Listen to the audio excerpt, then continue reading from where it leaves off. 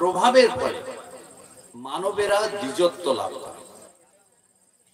আপনারা আপনাদের ঘরে, আমাদের ঘরে সবাই আমরা মেয়েকে বিবাহ দিই।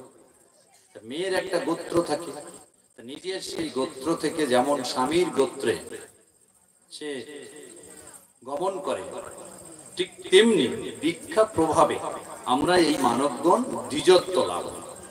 তাই পৈতা বা উপনয়ন সংস্কারের মাধ্যমে আমাদের দ্বিতীয়বার জন্ম হয়। দ্বিজত্ব মানে দ্বিতীয়বার জন্ম।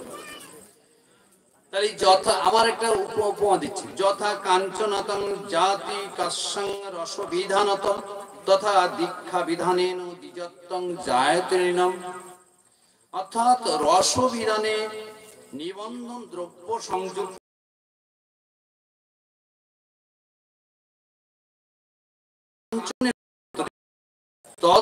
দীক্ষা গ্রহণের প্রভাবে সদ্গুরু চরণাশ্রয়ের মাধ্যমে বা শিষ্যত্ব গ্রহণের মধ্য দিয়ে আমরা শ্রবণ কীর্তন আস্বাদনের মাধ্যমে ভগবত চরণ লাভ করি বা ভগবত সেবা বুদ্ধি আমাদের জাগ্রত হয়।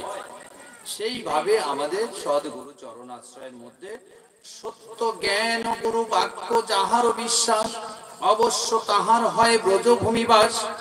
গুরু পাদ পদমে রহে যার নিষ্ঠা ভক্তি জগত তারিতে সেই ধরে মহাশক্তি।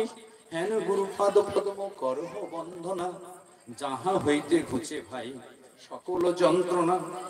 অতএব গুরু প্রদত্ত মন্ত্র বীজ হৃদয়ে রোপণ করিয়া, গুরু প্রদত্ত মন্ত্র বীজ হৃদয়ে রোপণ করিয়া সাধুকের প্রতিনিয়ত সাধু সঙ্গে কৃষ্ণ কথামৃত শ্রবণ কীর্তন রূপ জল সিঞ্চনের দ্বারা নিজেকে ভগবত সেবায় উদ্বুদ্ধ করিতে হবে।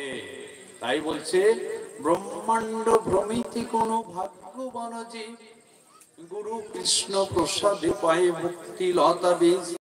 তাতে কৃষ্ণে ভজে করে গুরুর সেবন মায়া জাল ছুটে যায় পায় শ্রীকৃষ্ণ চরণ।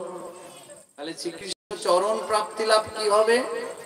ব্রহ্মাণ্ড ভ্রমিতে কোন ভাগ্যবান যে গুরুর কৃপা লাভে, গুরু কৃষ্ণ প্রসাদে, কৃষ্ণ প্রসাদে, প্রসাদ মানে কৃপা, পায় ভক্তিলতা বীজ, অর্থাৎ নিজের দেহের ভক্তি বীজকে অঙ্কুরোদ্গমন করিতে গেলে শ্রবণ কীর্তন রূপ ভগবানের হরিকথা শ্রবণের দ্বারা সিঞ্চন করাতে হবে এবং তাতে কৃষ্ণ ভজে করে গুরুর সেবন মায়া জাল ছুটে পায় শ্রীকৃষ্ণের চরণ। তাহলে ভগবানের চরণ লাভ করতে গেলে গুরু চরণ আশ্রয় করতে হবে এবং গুরু চরণ আশ্রয় করার মধ্যে দিয়ে আমাদের সদ্গুরু চরণ আশ্রয় করার মধ্যে দিয়ে আমাদের ভগবানের সেবা করতে হবে। তাই বলছে শ্রবণ কীর্তনং বিষ্ণু পাদ সেবনং অর্চন বন্দনং দাস্য সত্য আত্মনিবেদনম ইতি পুংসার্পিত বিষ্ণু ভক্তি চবন অবলক্ষণম ক্রিয়াতে ভগবত তৎমধ্য অনধিতম উত্তমম। অর্থাৎ এই শ্রবণ কীর্তন স্মরণ পাদ সেবন অর্চন বন্ধন দাস্য সক্ষ আত্মনিবেদন এই নববিধ ভক্তির দ্বারা শ্রী ভগবানের সেবা করাই হচ্ছে শ্রেষ্ঠ পন্থা। সেটাই হচ্ছে এই মনুষ্য জীবনে করণীয় কাজ। এই কথা যখন মানে হিরণ্যকশিপু ভক্ত প্রহ্লাদকে বলছে যে তোমার কে ভগবান, তোমাকে কে রক্ষা করছে, কোথায় সেই তোমার বিষ্ণু, কিভাবে সেই ভগবানকে লাভ করা যায়, তখন ভক্ত প্রহ্লাদ তার পিতা হিরণ্যকশিপুকে এই কথা বলছেন যে জীবনের সর্বোত্তম কাজ হচ্ছে এই নববিধা ভক্তির দ্বারা ভগবানের সেবা করা, ভগবানের পূজা অর্চন করা।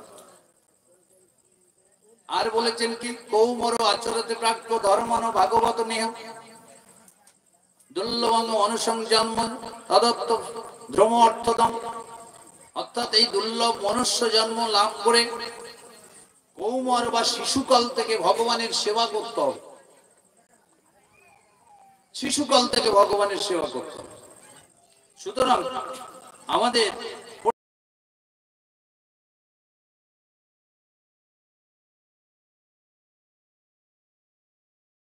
এই